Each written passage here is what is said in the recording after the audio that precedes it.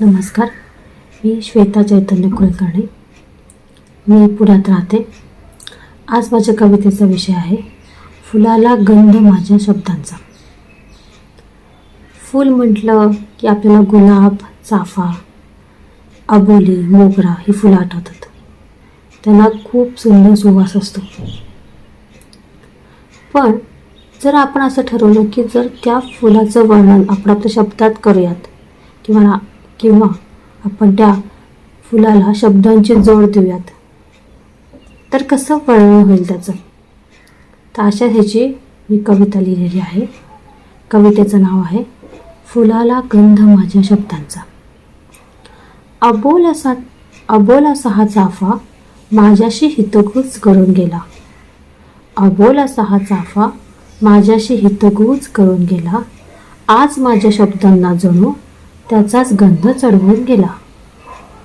सोनेरी देखण्या रूपाचा चाफा, सोनेरी देखण्या रूपाचा चाफा अलगद हळूवार उमलतो. माझ्या रुसलेल्या मनाला त्याच्या गंधाने अलगद गोंजाळून घेतो.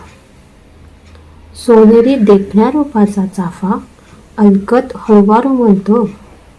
माझ्या रुसलेल्या मनाला त्याच्या गंधाने अलगद गोंजाळून घेतो.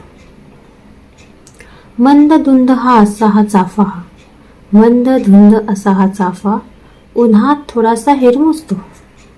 मंद धुंद असा हा चाफा उन्हात थोडासा हिरमुसतो. माझ्या शब्दांचा गंध जणू त्याला मनोमन बहरतो. असा हा अबोल चाफा भलताच भाव खाऊन जातो. असा हा अबोल चाफा भलताच भाव खाऊन जातो आणि माझ्या शब्दांना जणू त्याचाच शब्दगंध चढतो. त्याचाच शब्दगंध चढतो. धन्यवाद. सबस्क्राईब करा शब्दमित्र चॅनेल. व्हिडिओ आवडला असेल तर लाईक करा, शेअर करा, सर्वांमेंटही करा. धन्यवाद. आपुलकी आपल्या मातीची साथ शब्द